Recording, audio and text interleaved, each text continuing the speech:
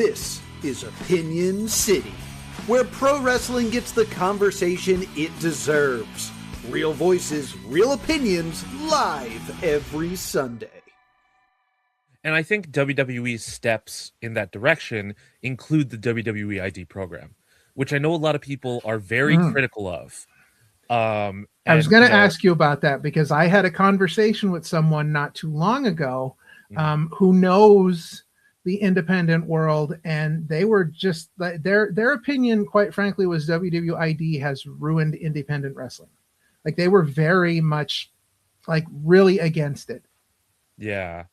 I'm not against it. I thought that it was it was, I don't want to say innovative, because it shouldn't be innovative to nurture talent, right? To pay it forward in a way, to give back to the community that's given so much to to fuel the bigger machine, right?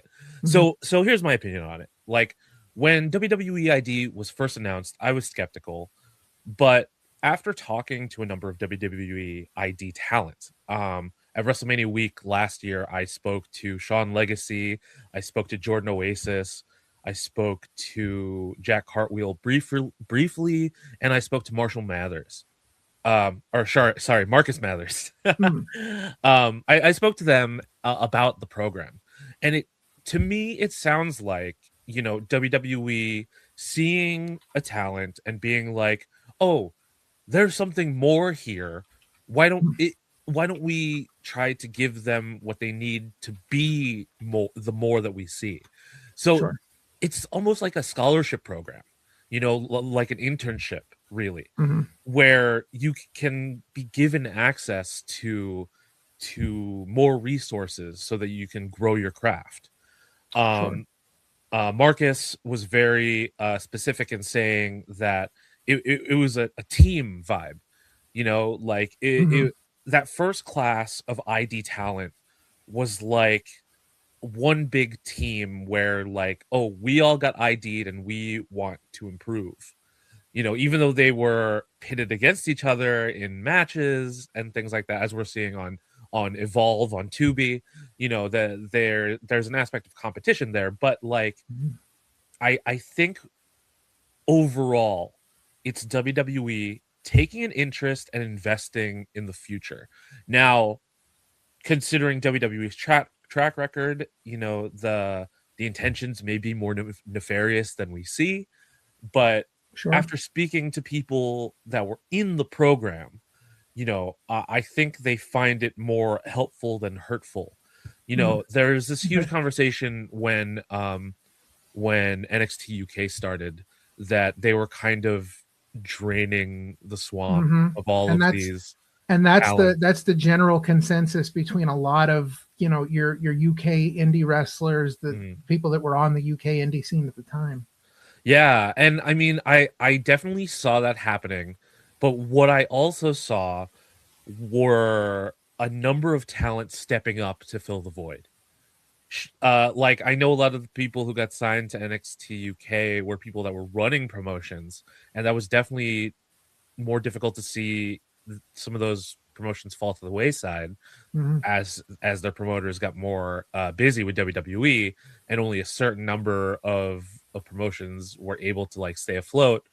But one thing that my very good friend Bobby Hoffman out of Chicago, Illinois, producer of the Not Your Demographic podcast, one thing he's always told, great podcast. Bobby told me, support the wrestler, not the promotion. And I understand that supporting promotions is important because that's where the wrestlers go to wrestle and be themselves and all that stuff. But I've never really subscribed to this tribalism of a promotion. I'm not gonna pick a side between WWE and AEW. There are wrestlers in both promotions that I love watching.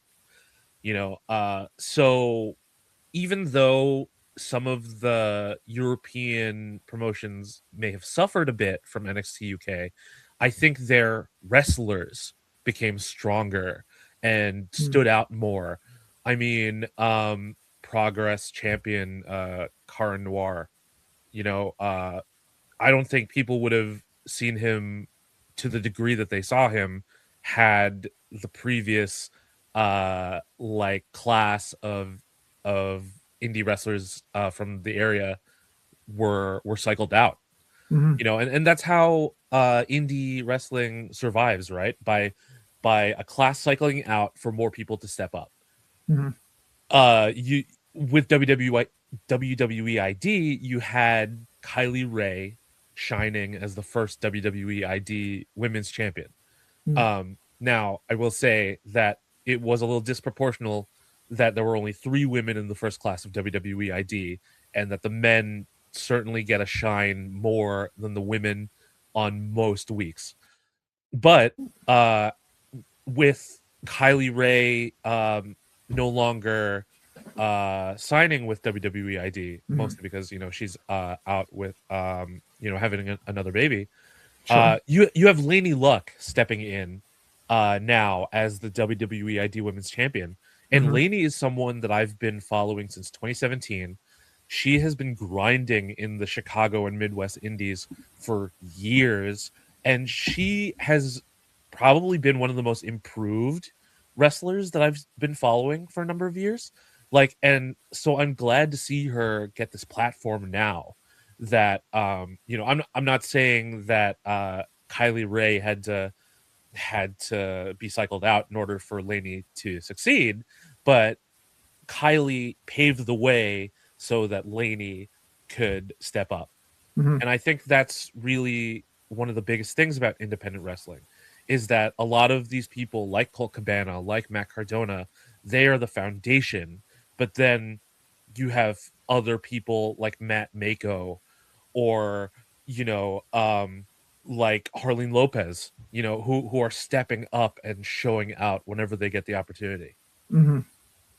Yeah, it's definitely, independent wrestling makes it, I think, easier to support the wrestler, because you see a wrestler at one promotion, and if they're the kind of person that is consistently hustling and going everywhere, good friend of the show, the Italian Tank, has been showing up everywhere with South Philly's finest, really putting in the work. A guy like another friend of the show, Brother Bedlam, is just going everywhere that he can possibly go to get every opportunity that he can. And so that gives you so much more of an opportunity to really kind of support the indie wrestler while still supporting promotions. Obviously, Sure. We love supporting promotions, because there are, and we'll talk about some, but there are a lot of really great promotions out there that do a lot of really great stuff. But it's, when you support WWE or AEW, it's a whole different level with supporting a wrestler in WWE or AEW than it is supporting one on the independent scene. Definitely. And you mentioned the idea of super indies Mm-hmm. earlier, and there were a number of them pre-pandemic that were just thriving, and that was the era where we would see like Penta and Ray Phoenix and Keith Lee and the former Cameron Grimes, Trevor Lee, Tommaso Ciampa, Johnny Gargano, Candice LeRae, like all of these people who now people know who they are because they have been on global television on AEW and WWE. But from 2017 until the lockdown portion of the pandemic, independent wrestling was thriving in such a huge way, where you'd see all of these stars at in any given city or across the country. And then there was obviously the lockdown period did cause a lull for everybody in every industry.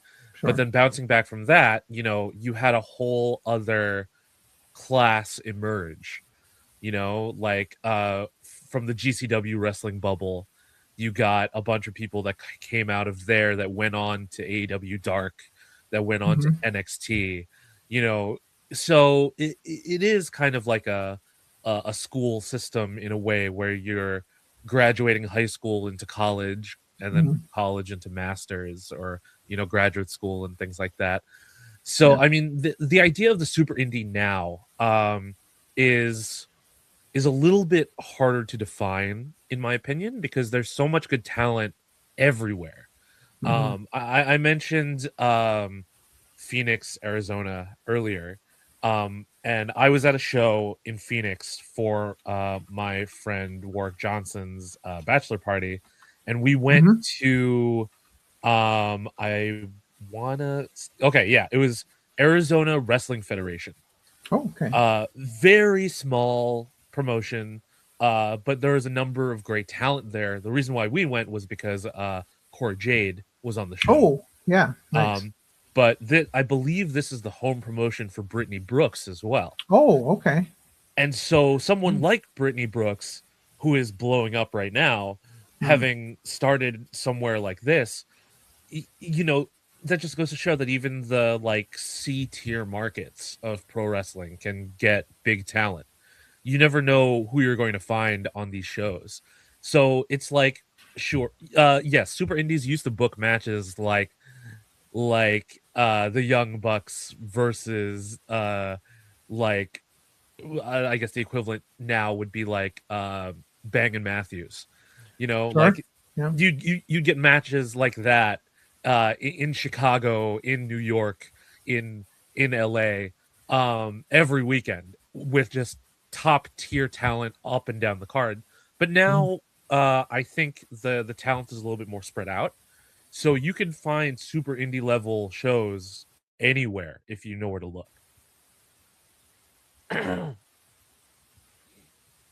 And you know, it's that era of those crazy cards. Like I was in Chicago during that. And you know, I was very lucky that we had people like Penta and Phoenix come up all the time to AAW, to freelance wrestling, to Warrior Wrestling, which became so huge. Talk about super indie. I mean, their first show that I went to was post all out, and Jordan Grace was on that show. Rey Mysterio was on that show. Yeah. You know, the Axiom prior to putting on the mask, he was on that show with his partner from Team White Wolf, and they tore the house down. You know, and they were just two dudes from Spain that we hadn't really heard of before. So I think super indie is almost like I don't want to say outdated, because we certainly still have places like GCW. They'll present these like banger all-star cards.